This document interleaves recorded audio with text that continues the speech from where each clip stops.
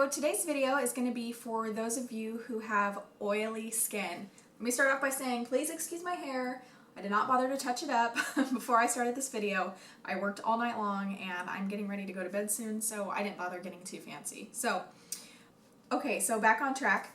I decided to make this video because I have always had really oily skin, and for a long time I had issues keeping my makeup on. It always seemed like after a couple hours it would just slide right off, and so I've done a lot of experimenting with different products and a lot of research, and I figured out what works for me and with my oily skin. So I've gathered up a few of my favorite products that I think are really helpful for oily skin, and I'm going to go over some tips that I think will help keep your makeup on longer as well. Okay, so oil on your skin is caused by your sebaceous glands. Oil is developed in the sebaceous glands and then it's secreted out through your pores. So the number one step that you want to do before anything else is make sure that any makeup that you have on gets completely washed off. You don't want to leave any makeup on before you put on new makeup. So you always want to make sure that your face is 100% clean.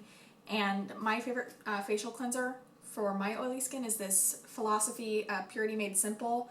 This has a makeup remover in it, and this is like an all-in-one cleanser, and I feel like this is really gentle. It's good for daily use, and it completely takes off all your makeup and also takes the excess oil off your face without leaving you dry and without feeling like your skin is really tight. So step one, cleanse.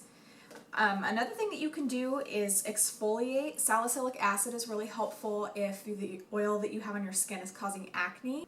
So after you have clear skin, you might want to think about getting some sort of skin clearing or pore clearing mask. The one that I've been using is the Glam Glow Supermud, and this is all over Pinterest lately. It's all over YouTube and Instagram, and this is basically a miracle product.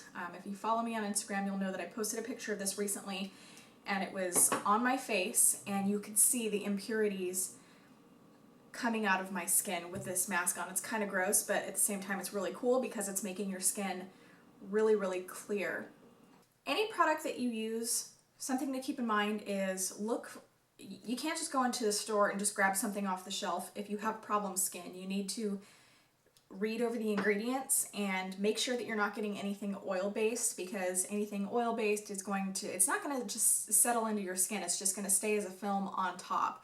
And so if your skin is really oily, really greasy, I would look for something that's water-based.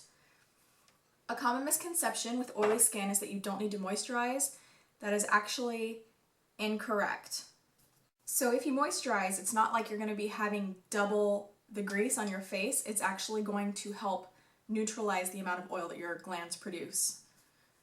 Once you have a clean face and you're getting ready to put your makeup on, something that's really important to do is make sure you prime in any areas of your face that are really, really oily. So for me, the areas that are oiliest are right here next to my nose and right here next to my chin, as well as my eyelids. And so all of those areas for me get primed. A face primer before my foundation, and then an eye primer before any eye makeup, because if you have oily eyelids, then you likely have the problem of your makeup smearing down underneath your eye right here, or sliding off, or just not staying very long.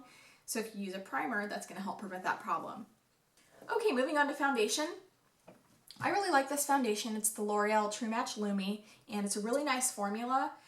I do have oily skin, but occasionally during the winter time, my skin will become dry simultaneously. So I like to have these moisturizing foundations, but if you are having a lot of excess oil, I would not recommend any foundation that has the word luminosity in it or anything with light reflecting particles, because not only are you going to have the oil on your skin, but then you're going to have the light reflecting particles.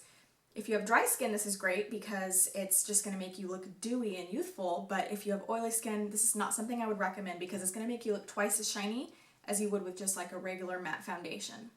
Something else that you might consider, it's not necessary, but something that I will do when I'm extra oily, is after I apply my foundation, I blot the foundation, and it will absorb any excess oil that is left on top of your skin after application. So the blotting isn't 100% necessary. However, setting your foundation with a powder is necessary if you have oily skin. Otherwise, it is just going to slide right off your skin. So you can set it with a translucent powder, or you can set it with a powder that matches your skin tone or a powder that matches your foundation. But whatever it is, you need to set your foundation with a powder. Otherwise, it's going to slide off, it's going to move around, and it's going to settle into any lines that you have. Me, I tend to get really animated when I talk, and I get these lines here. I don't even know how to make them, but I get these lines in between my eyebrows. I have some crow's feet right here, and then I have smile lines. So if I do not set my foundation with a powder, within a couple hours, I'm going to have noticeable makeup issues in all of my fine lines. So like I said, you can use any powder you want that either matches your skin tone, matches your foundation, or a translucent powder. This is one that I use almost every single day. It's the MAC Prep and Prime. And it looks stark white, but it goes on 100% clear, and it just really helps to mattify your face.